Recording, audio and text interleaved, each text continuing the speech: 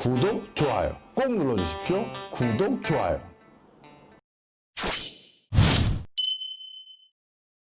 러시아 푸틴 대통령이 최근 적극적으로 강조하고 있는 정책이 있어요. 바로 극동 정책이라는 건데요. 자, 푸틴 대통령과 우리나라 대통령, 그리고 여기 아베, 이런 사람들이 다 모여져 있죠. 그리고 여기 몽골 대통령도 있네요. 자, 이 사람들이 다 모여져 있는 이유는 바로 이 극동 지역, 블라디보스토크에서 정례적으로 항상 회의를 하는데요. 이 블라디보스토크를 중심으로 러시아는 극동 지역을 개발해야 된다라는 이슈가 점점 더 커졌습니다.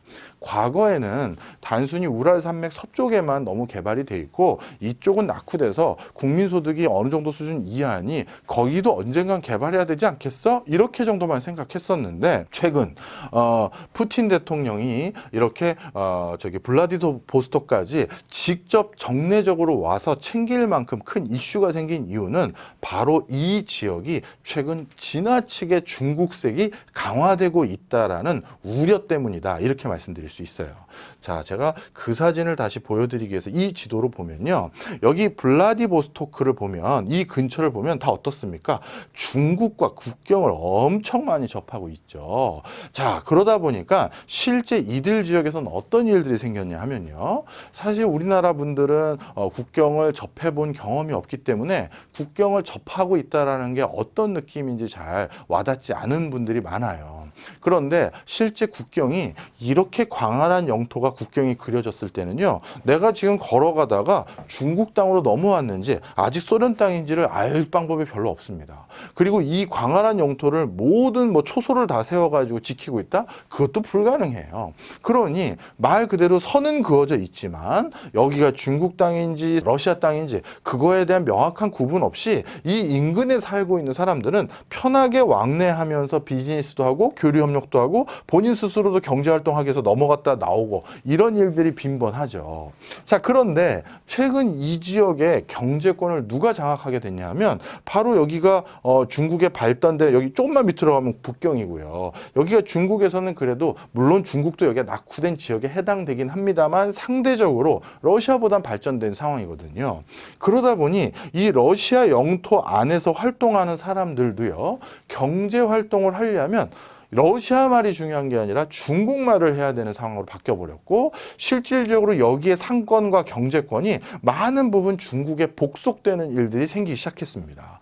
그러다 보니까 푸틴 대통령은 어라 이거 큰일 났네. 이러다 보면 이들 지역에서 중국색이 너무 강해져서 뭔가 우리가 영향력을 잃어버리는 거 아니야? 이런 당연히 우려 아닌 우려를 하게 되겠죠. 그러다 보니까 바로 이들 지역에 대해서 러시아가 좀 더 신경을 쓰지 않고선 큰일 나겠구나 해서 푸틴 대통령은 정례적으로 이 블라디보스토크에서 이쪽 지역을 개발하는 이슈를 우리 같이 해보자 해서 한국과 일본과 중국을 빼고요. 몽골까지 해서 여기를 우리가 좀 더 극동아시아를 발전시키는 어떤 논의를 해보자 하고 정례적으로 오는 겁니다. 바로 그래서 우리나라도 이 과정에서 러시아와의 교류 협력을 좀 더 증대하기 위해서 많은 신경을 쓰고 있죠.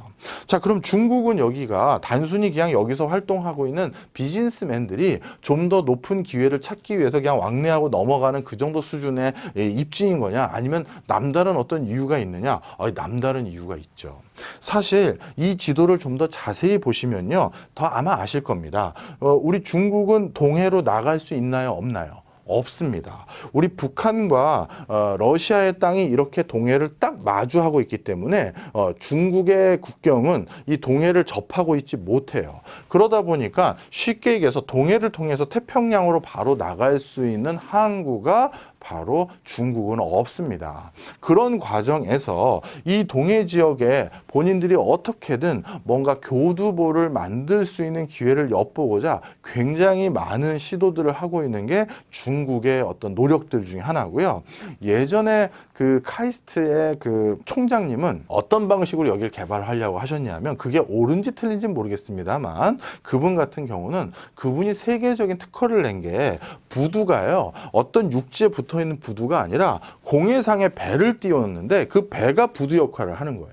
그러니까 바깥에 있는 배들은 그 배에다가 배를 대고 그 배에서 이 육지까지 뭔가 뭐라 할까요? 우리로 따지면 고가도로 같은 걸 내서 그 고가도로를 바탕으로 컨테이너 트럭이나 이런 것들이 왔다 갔다 할 수 있는 그런 부유식 부두 같은 거를 세계 특허를 출원하신 분이 있습니다. 서남표 총장이라는 분이신데 그분이 여기 지역을 그래도 개발할 수 있는 주체는 러시아도 그 당시에는 관심이 없었고 그 다음에 북한도 개발할 수 있는 역량은 없고 중국은 계속 여기 이 그 태평양 연안으로 바로 나가면 물류 비용이 크게 절감돼서 여기를 너무나도 갖고 싶어 하는데 그렇다고 여기 영토를 일부 중국에게 양호할 수도 없고 그 다음에 홍콩이나 마카오처럼 뭐 조차를 한다든가 이렇게 하는 건 또 말도 안 되고 그렇다면 여기 공해상에 배를 띄우는데 그게 부두 역할을 하는 배를 띄워서 이 중국이 이 두 그 뭐죠 국경을 꼭 지나가는 게 아니라 공중으로 그 바로 배에다가 선적해서 물류를 할 수 있는 시스템을 도입하면